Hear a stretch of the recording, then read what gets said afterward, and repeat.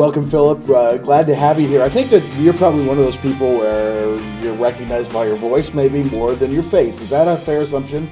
Yeah, when I get out and about, people kind of recognize me from some of the radio that I've done and stuff like that. So, well, tell me about that, because we know that you're the Pirates PA announcer, and we'll talk about that. But tell me a little bit about your background, if you would, please. Well, I got started announcing stock car racing at a dirt track in Winston, Missouri called I-35 Speedway back in 1999, and I did that till about 2013, and I kind of moved away from that into an official standpoint at the racetrack where, I get on the track and spectate and see how they drive and kind of, be an official of it. And then I started with NCMC probably, I think this is my 4th season of doing it.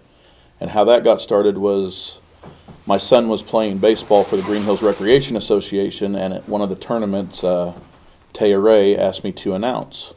And so I started doing some PA announcing for that, and all that was machine pitch baseball, like little kids. And just so happened that doing the scoring book one night was Nate Gammett, and he had talked to me about I took over for Chuck Haney, who was retiring, and kind of got started from there. And Chuck Haney actually was my backup at the racetrack back in like 2005.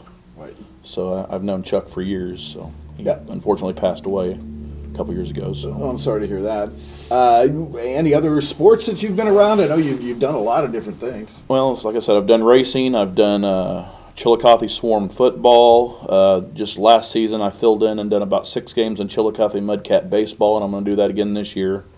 And I've actually moved back into the racing part of it. I'm going to start announcing at I-35 Speedway again this year. So, I do something different for every season. I'll start out with like Pirate basketball right now, then I'll move to Chillicothe Mudcat baseball and racing announcing. Then in the fall, I actually referee high school football. I don't do any announcing on football anymore. But Phillip Wilson is our guest here at halftime. And all of those things, you've mentioned race car, you've mentioned basketball, one time I assume football, baseball, all those. What's the difference between the sports as far as being a PA announcer? Well, actually in racing, you're not a PA announcer. You're more of a play-by-play.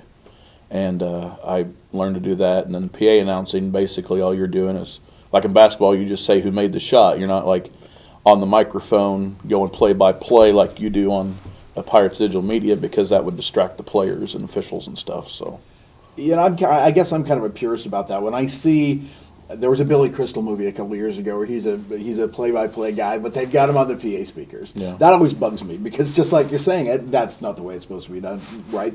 Yeah, that's right. I mean, when I did Chillicothe Swarm football, I was the PA announcer, and I had a guy fill in for me one week, and he actually did play-by-play over the microphone over the speakers in the stadium, and that's just not the way you do play-by-play, or you don't do PA announcing that way. That's more play-by-play like for radio and TV and stuff like that. Yeah, I'm glad you pointed out the racing thing. I've been around some racetracks, and I know exactly what you're talking about. I think that is appropriate there. Phil Wilson is our guest, and you've obviously studied this a lot. How did you prepare for being a PA announcer? Actually, I've never really studied, I just watching the stuff on TV and going to the games. That's studying, though. That's I learned from the great Steve Ockenfels, who was the PA announcer for the Pirates for years, and went to a bunch of games and listened to him do it, and actually come up. All the, I guess you could say, greats have their own lingo. Like back when I was growing up, I played a lot of pool. So when somebody hits a 3 from the corner, I would say 3-ball corner pocket. Right. And that's kind of my thing, I guess. Well, you're reading my mind, because I was going to ask you, signature calls are part of being a PA announcer and all that, and what's the background on that? That's one. Do you have more that you could kind of tell folks where those come from? No, well, when they hit the bat, or make a layup or dunk or something, get fouled, I always say they got the hoop and the harm, because that's that's how it's been said for years. And other than that, I just kind of make it up on the fly, And I did a lot of holiday hoops the last couple of years, and I kind of learned under Doug Harper, who, again, unfortunately passed away, but he was a great holiday hoops announcer for years from Hamilton, and he always, when they hit a 3, he'd always get his voice real deep and go, 3-ball. So that's I kind of do that sometimes, but I don't want to kind of steal that from him. So yeah, we all borrow from each other, though, right? Yeah. I think that's great. Phillip Wilson is our guest. It's halftime at Moberly.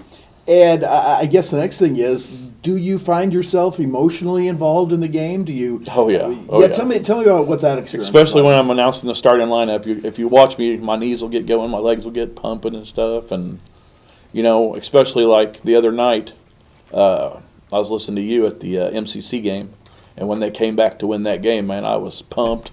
My house was rocking. My kids were screaming with me. So we all get emotionally involved. And of course, my son, he helps the team with their water during. He'll get the water set up, and if they get taken out of the game or something, he'll come bring them water and stuff like that. Yeah, that's awesome. How do you prepare for a game? What goes into it? Well, actually, this year, guy that hired me for the Chillicothe Mudcats, he's their, I guess you could call him, media guy. He does holiday hoops with me, and I seen he had this sheet, and he writes down all the names of the players, and he keeps track of their fouls there and all that. And I actually asked him to send me that, and every night before a game, or I'll get there before a game, I'll prepare that. And Nate Gammett will have this one paper that he has me read from where I can put the starting lineup, and I'll do it from that too. And I'll get on their websites and go see who their players are and stuff like that. And that's about basically how I get prepared for a game. You recognize his voice probably from a lot of places, but as far as we're concerned, the main part is the Ketcham Community Center on the PA. Phillip Wilson is with us. And one more thing I guess I'll ask you is that I'll tell you, let's go at it this way. My biggest fear, and I don't like to do PA announcing because I can see the reactions of people across the way, good, bad, or indifferent, but mostly bad in my case. But does that bother you? You get that instant feedback? When I first started at the racetrack, I was so scared I did not say anything until intermission. My friend Chet Query is the one that got me started. I was helping him, and I actually got started announcing birthdays at intermission, and then it just went from there. But I get a lot of positive feedback from everybody. I mean, actually where I get most recognition from is doing the radio ads for Sunnyview Nursing Home. Okay. People hear me out and about at Hy-Vee or something. They'll say, hey, I know you from the radio. Right. And a lot of people say I have a face for radio, so I don't know whether that's a good thing or a bad thing. You're a celebrity, man. Let's face it.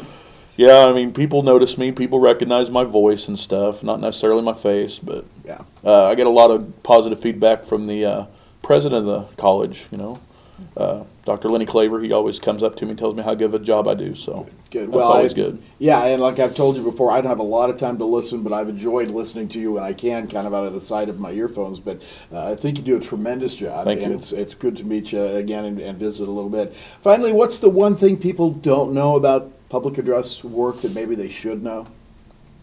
That it's really hard to pronounce some of the names sometimes. Like in Holiday Hoops, I had a guy, his name was Daniel Toby Loby.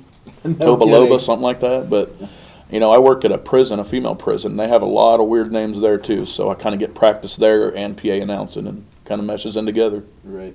Well, Phillip Wilson, thank you so much for visiting with us, and we'll look forward to the final few games here in this season. It's going by fast. Yep, thank you for having me, and go Pirates. Go Pirates. We'll be back with more in just a moment.